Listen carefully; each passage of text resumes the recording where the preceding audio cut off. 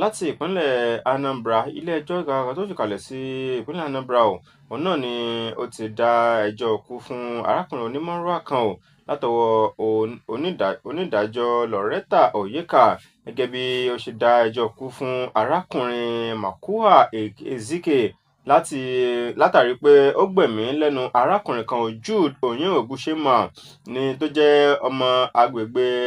Umoji níjọba ìbílẹ̀ Àríwá Ìdẹ́milẹ̀ nípínlẹ̀ Anambra. Bí ẹ̀sùn ọ̀hún bí ó ti ṣe lọ rèé wọ́n ní ìyẹn 20 ọdún ọ̀rọ̀ yìí náà ló ṣẹ̀ṣẹ̀ ń jó arákùnrin ọ̀hún lọ́wọ́ nítorí pé ó ti hùwà ọ̀daràn ọ̀hún láti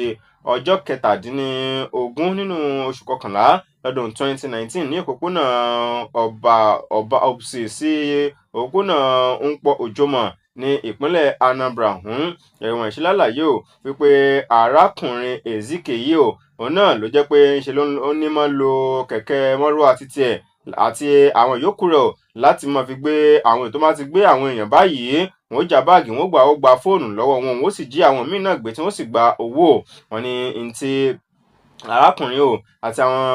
àwọn yòókù rẹ̀ méjì tí wọ́n máa fi kẹ̀kẹ́ márúwá yìí tí wọ́n máa fi ṣe nu wọ́n ní àwọn méjì yòókù wọn ti sá lọ báyìí ṣùgbọ́n lọ́jọ́ tí ìṣẹ̀lẹ̀ wọn ṣẹlẹ̀ wọ́n ní arákùnrin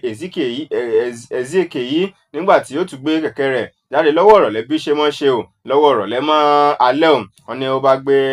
arákùnrin Jude ní mọ́ra lọ́jọ́ náà nígbà tí wọ́n sì dé àárín ọ̀nà òun náà ni wọ́n bá sì yọ̀bọ̀n sí arákùnrin ọ̀hún wọ́n bá sì gba owó gba fóònù àti àwọn nǹkan míì lára arákùnrin náà. Wọ́n ní ọgbà bẹ́ẹ̀ ni wọ́n bá tì bọ́lẹ̀ látòrí eré nínú kẹ̀kẹ́ márúwá ọ̀hún wọ́n ní ibẹ̀ náà ni àwọn èèyàn tó ti rí àwọn ẹ̀ṣọ́ aláàbò fìjìláńtẹ́ náà ni wọ́n bá gbáyà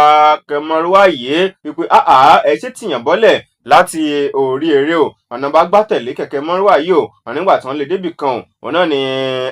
ni arákùnrin yìí ló bá sì páàkì ọkọ̀ kẹ̀kẹ́ yìí ló bá sì gbé jùlẹ̀ sí ẹ̀gbẹ́ igbó kan ni gbogbo wọn bá sì kán lùgbẹ́ àtòun àti àwọn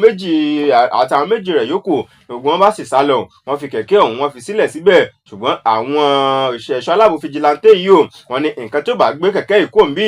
àmọ́ wò ó wọ́n ní látàlẹ́ òun mọ́jú wọ́n ṣàdọdẹ kẹ̀kẹ́ ọ̀hún àwọn náà wọ́n gọ síbì kan wọ́n ní nígbà tó di àárọ̀ ọjọ́ kejì bí arákùnrin Ezike yìí bí ó ṣe fẹ́ padà wá láti wá gbé kẹ̀kẹ́ rẹ̀ ilé tó ti fi kalẹ̀ láti alẹ́ ọjọ́ tíṣẹ̀lẹ̀ tó ti ṣẹlẹ̀ sí ọjọ́ kejì nígbà tí ó wà gbé kẹ̀kẹ́ rẹ̀ báyìí ọgbà bó ti kú ọnu rẹ̀ kóró báyìí òun náà ni àwọn ẹ̀ṣọ́ aláàbò fìjìláńtẹ́ yìí ni wọ́n bá sì ṣí gan bò ó wọ́n bá gbé lóní jàǹtò wọ́n bá sì lọ fà á lé iléeṣẹ́ ọlọ́pàá lọ́wọ́ wọn láti gbà náà látọdún 2019 tó ti bẹ̀rẹ̀ sí ní ṣe ìwádìí lórí ọ̀rọ̀ rẹ̀. Wọ́n ní